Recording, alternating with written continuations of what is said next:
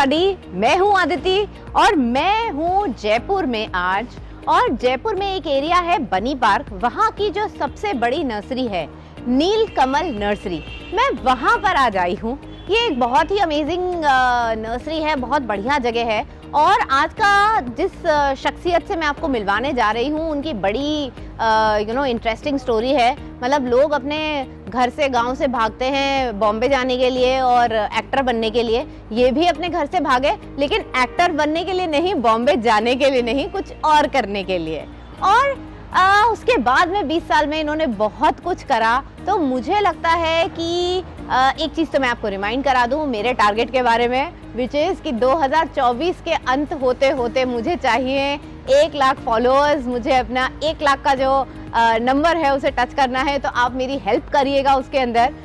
मेरे चैनल को सब्सक्राइब करिएगा, अपने फ्रेंड्स एंड फैमिली के आगे प्रमोट करिएगा, because I try and give you the maximum coverage of whole world, कि मैं आपको प्लांट से रिलेटेड इंडिया के बाहर सब जगह का कुछ ना कुछ दिखाऊं।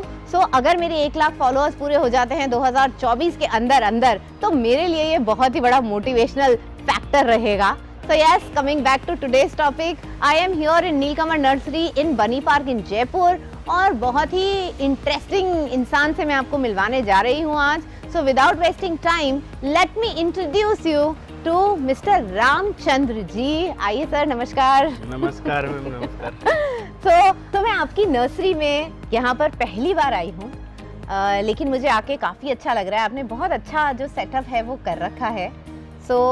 मेरे ख्याल से अब आप ही बताएं थोड़ी सी अपने बारे में और नीलकमल के बारे में। मैं करीब सन 2002 में नर्सरी लाइन में आया था। हाँ। और मेरे को याद है 2002 में जब मैं स्टडी करता था। हाँ। तो उस समय पढ़ाई में बिल्कुल मन नहीं लगता था। ओके। मैं बुक वगैरह जैसे ही पढ़ता था। हाँ। तो 5 या 7 मिनट बाद मेरे को पेड़ पौधे ही नजर आते थे। अच्छा। मेरी ये समस्या मैं किसी को बता नहीं पाया। हाँ। और मैंने डिसाइड किया कि मैं मेरे बल पे और मेरे को जो रास्ता मिलता है उस रास्ते से मैं चलूँगा और ये अचीवमेंट मेरे को प्राप्त करना है। ओके। और वहाँ से मैं झुंझुनू का रहने वाला हूँ, उदयपुर वाटी, और वहाँ से मैंने जयपुर के लिए प्लान किया। और तो जयपुर ही क्यों? आसपास में अगर अपने राजस्थान की बात करें तो जयपुर में नर्सरियों का एक अच्छा हब है। और यहाँ पे काफ़ी कुछ अपने को देखने को, सीखने को मिलता है। इसलिए मैंने नज़दीक जयपुर भी पढ़ता था। हाँ। इसलिए मैंने यहीं का सोचा और यहीं का टारगेट किया। ओके। तो उसमें क्या हुआ कि धीरे धीरे मैं इन चीज़ों को कवर करने के लिए इधर उधर नर्सरियों पे कई लोगों से टच किया। हाँ। लास्ट में मेरे को इन चीज़ों को पकड़ अच्छी थी। हाँ। तो धीरे धीरे मैंने पकड़ की उन चीज़ों पे। हाँ। और धीरे धीरे इन चीज़ों को डेवलप करते हुए हाँ। मैंने एक मेरी नर्सरी डाली।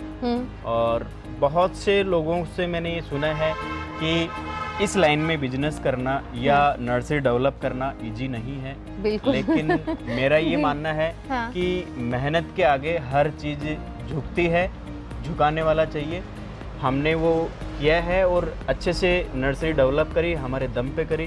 और आज अच्छी सारी काम हम ऑलरेडी कर रहे हैं। हाँ। जिसमें लैंडस्केपिंग का भी कर रहे हैं, टेरिस गार्डन है, वर्टिकल गार्डन है, हाइड्रोपोनिक है। अरे वाह। सभी तरह के काम हम इसमें कर रहे हैं। ओके। और इसी के साथ हाँ। हम इवेंट मैनेजमेंट और ट्रेनिंग्स का काम भी करते हैं। ओह, दैट इज वेरी नाइस। तो ट्रेनिंग किस किस चीज में देते हैं आप? एग्रीकल्चर से रिलेटेड कोई भी ट्रेनिंग हो। हाँ। वो ट्रेनिंग हम प्रोवाइड करवाते हैं। अरे वाह। इसके अलावा आप रिपोर्टिंग कैसे करना है, सीड जर्मिनेट कैसे करना है, किस कंडीशन में उसको उगाया जाता है, क्या टेम्परेचर होना चाहिए, क्या मीडिया होना चाहिए, साथ ही अपने को बोनजाई किस तरह से बनाते हैं, ट्रे गार्डन कैसे बनाते हैं, क्या क्या उसमें सावधानियां रखते हैं, इस तरह की टोटल ट्रेनिंग हम प्रोवाइड कराते हैं। ओके। तो रामचंद्र जी हैं झुंझुनू के रहने वाले और 7वीं कक्षा में अपने घर से भाग गए बॉलीवुड में जाकर के हीरो बनने के लिए नहीं, जबकि अपना सपना उनका था एक नर्सरी बनाना और प्लांटेशन एग्रीकल्चर के अंदर कुछ करना। तो वो झुंझुनू से आए जयपुर, और जयपुर में आकर के उन्होंने ऑलमोस्ट 20 साल पहले ये जो नीलकमल नर्सरी है वो बनाई। तो रामचंद्र जी ने इतना कुछ करा है। ही हैज़ लैंडस्केपिंग ये करते हैं, ये ट्रेनिंग्स देते हैं बहुत तरीके की। इन्होंने वर्टिकल गार्डनिंग अगर आपको जयपुर में करानी है तो वो ये कर देंगे, सेटअप कर देंगे। आपको छत पे किचन गार्डन सेटअप करना है ड्रिप फार्मिंग के साथ में, वो ये कर देंगे। तो सब चीज़ें ये कर देते हैं। सो इनको क्योंकि इतनी ज़्यादा नॉलेज है, तो मेरे लिए इनका एक बहुत ही स्पेशल सवाल है जो कि मैं चाहती हूँ आज आप हमारे इस वीडियो के अंदर हमारे दर्शकों को बताएं। सो आपके लिए चैलेंज है कि आजकल जो है घरों के जो साइजेस हैं वो थोड़े छोटे हो गए हैं। लोग शहरों में, शहरी आबादी में रहते हैं, तो घरों के साइज हो गए हैं 100 गज के, 200 गज के। उसके अंदर और कई बार ऐसा भी देखा गया है कि उनके पास में खुली जमीन तो है ही नहीं, केवल एक छत है। लेकिन कोविड के बाद में लोगों को प्लांट से बड़ा प्रेम आ गया है और सब जने अपने घर में थोड़ी हरियाली लाना चाहते हैं। सो अगर किसी को खूब अच्छी सी एक फार्म हाउस जैसा कुछ एक्सपीरियंस करना है अपने ही घर में 100 गज, 200 गज या केवल टेरेस पे, तो वो कैसे कर सकते हैं? देखिए, इसमें हर इंसान चाहे तो जगह कितने भी हो, हाँ। उसमें उस तरह का माहौल वो क्रिएट कर सकता है जी। जैसे सबसे पहले मैं बात करता हूँ टेरेस गार्डन की। जी। तो टेरेस गार्डन में क्या होता है कि जैसे किसी के पास जगह नहीं है तो केवल छत है, हाँ। छत पे अपन इतना अच्छा गार्डन बना सकते हैं कि उसमें आप अगर वेजिटेबल में जाना चाहते हैं, हाँ। तो आप ग्रो बैग लगाकर नीचे उसमें सब्जियां होती हैं जी। और उसी के साथ उसमें पाइप का या अपना यूपीवीसी पाइप का स्ट्रक्चर बनाकर, हाँ। और ऊपर उसमें पूरा स्ट्रक्चर बनाकर उसमें अपन क्रीपर वाली सब्जियां कर सकते हैं। अच्छा, जिससे आपका ऊपर भी कवर होगा और हाँ। नीचे अपनी सब्जियां, पत्तेदार सब्जियां जो हाँ। हैं ये हो सकती हैं। ठीक है। साइड में अपन कुछ बड़े फ्रूट के प्लांट भी लगा सकते हैं, जैसे पपीता हाँ। हो गया। बिल्कुल। आप अगर 20 इंची पॉट में या 24 इंची पॉट में लगाते हैं तो इजीली हो जाता है। अच्छा। नींबू लगा सकते हो, अमरूद लगा सकते हो, तो एक वो अपना किचन गार्डन हो गया। हाँ। तो टेरेस पे अपन उस चीज को एंजॉय कर सकते हैं। ठीक है। आपने जो बहुत साथ ही अगर आप उसमें फार्म हाउस का सा सीन देखना चाहते हैं तो आप कुछ जगह में हाँ। आप नेचुरल ग्रास लगा सकते हैं। कारपेट ग्रास आती है, छत के ऊपर लग जाती है, छत के ऊपर आराम से लग जाती है वो। हाँ। और उसके अंदर एक पूरा सेटअप होता है। आप हाँ। अगर 10 बाई 10 या 10 बाई 20 में लगाना चाहते हैं हाँ। तो उसमें नीचे ड्रेन सेल लगाकर हाँ। और उस पे जियोनेट लगता है, उसके ऊपर कोकोपीट डलता है, कोकोपीट के ऊपर आप गलीचे बिछा हाँ। सकते हैं। ओके। तो अपना वो एक लॉन तैयार हो गया।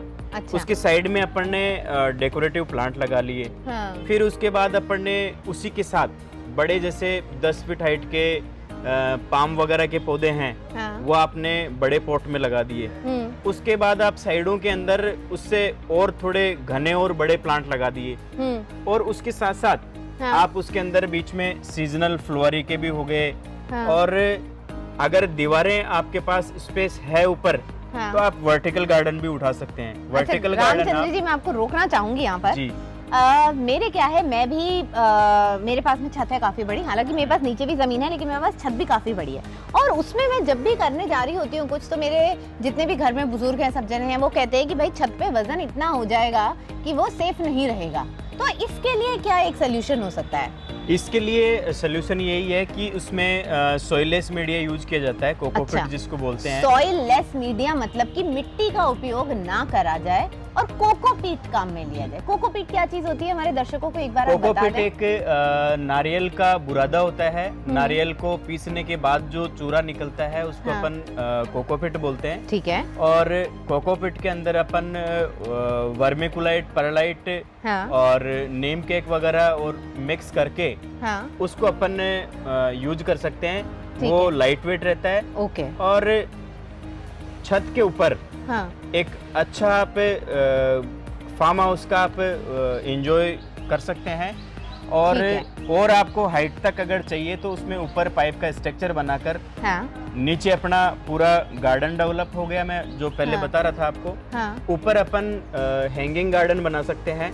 पाइप का पूरा स्ट्रक्चर बनाकर उस पे प्लांट अपन हैंग करके हाँ। और पूरा हैंगिंग गार्डन हो गया। नीचे अपना पूरा नीचे गार्डन भी हो गया, प्लांट भी हो गया। हाँ। तो आप सुबह के टाइम अगर घूमने जाएंगे हाँ। तो अपना आपको फील नहीं होगा कि मैं कहाँ पर हूँ, और एक अच्छी फीलिंग आएगी और आप छत के ऊपर फार्म हाउस को एंजॉय कर सकते हैं। क्या आप सपनों में खो गए? मैं तो सपने में खो गई। मेरे पास में खाली छत पड़ी है और जितना कुछ रामचंद्र जी ने बताया वो अगर सच्ची में हो सके तो लाइक मेरे को तो बिल्कुल ही मजा आ जाए। बिल्कुल तो, हो सकता है। हमने बहुत से ऐसे गार्डन बनाए हैं, टेरेस अच्छा, गार्डन। अरे वाह। और जिसके 200 गज का प्लॉट है, हाँ। जिसका 400 गज का प्लॉट है, उनमें भी हाँ। हमने ऐसे सीन बनाए हैं और अच्छा, उनको मेरे काफी कुछ और पसंद आए। सवाल हैं, मेरे कुछ और सवाल हैं इससे रिलेटेड। तो एक तो मैंने वजन की बात कर लिया आपसे छत के ऊपर कि भाई हम कोकोपीट से रिलेटेड अगर मीडियम में जाएंगे तो छत पे इतना ज़्यादा वजन नहीं रहेगा, तो वो तो प्रॉब्लम सॉल्व हो गई। दूसरा नमी की, कि आपके सीपे जाएगी छत के ऊपर से और छत हमारी खराब हो जाएगी, या इस तरीके की जो प्रॉब्लम आती है उसके लिए हम छत पे क्या कर सकते हैं? उसके लिए आप कर सकते हैं, पहले वाटरप्रूफिंग करवाएं। हाँ, उसके बाद आपको मैंने पेंट वाली वाटरप्रूफिंग होती है, एक लिक्विड आता है। अच्छा। वो ऊपर उससे लेप होता है छत पे। हाँ। उसके बाद में हाँ। मैंने आपको बताया था ड्रेन सेल जो होता है। ड्रेन सेल क्या होता है? ड्रेन सेल एक पीवीसी का एक टाइल आती है, इतनी मोटी, 1 हाँ। इंच मोटी आती है। अच्छा। वो 1 इंच का गैप रखेगी फर्श और आपके जो नया कोकोपीट फर्श के बने बीच में। काइंड ऑफ, ओके,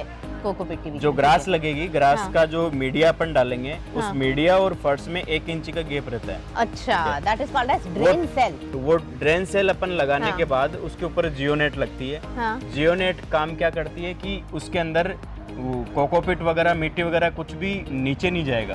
अच्छा, वो ओके। केवल उसके अंदर पानी निकलेगा। हाँ। पानी के अलावा कुछ नहीं निकल सकता। ओके, ठीक और है। बहुत सॉलिड आती है वो। हाँ। 20 साल तक भी वो खराब नहीं होती। अरे वाह। और ये लगाने के बाद में अपन उस पे मीडिया डालते हैं। मीडिया हाँ। डालने के बाद अपन उसमें ग्रास वगैरह या पौधे जो भी लगाना है अपन लगा सकते हैं। बहुत इस ही वजह से बढ़िया। अगर छत में कभी भी मीडिया टच नहीं होगा तो हम्म। कभी भी नमी नहीं आएगी, क्योंकि पानी रुकेगा नहीं, हम्म। और पानी नहीं रुकेगा तो नमी भी नहीं नमी भी नहीं आएगी। एक और आपने मुझे बड़ी इंटरेस्टिंग सी चीज बताई कि आप पिलर्स का जो स्ट्रक्चर है वो खड़ा करें।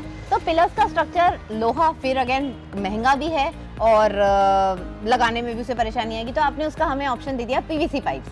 बिल्कुल। तो पीवीसी पाइप्स को हम लगा लेते हैं। तो ऊपर मुझे क्या ग्रीन नेट लगानी पड़ेगी या ग्रीन नेट के बिना भी काम चल जाएगा? देखिए, ग्रीन नेट अपने को एक तरह से लगाना भी चाहिए। हाँ। जैसे सर्दी का मौसम है या बहुत तेज गर्मी है, वो भी होता है। दूसरा क्या होता है कि जैसे आप थोड़ा सा अगर खर्चा करना चाहें तो जैसे हमने ये बना रखा है, हाँ। ऊपर ये पॉली हाउस है, हाँ। शेड नेट बोलते हैं इसको। अच्छा। ऊपर पॉलीफिल्म लगी हुई है, हाँ। जिससे क्या होता है कि पराबैंगनी जो किरणें हैं, हाँ। जो पौधों को नुकसान देती हैं, वो रिटर्न हो जाती हैं।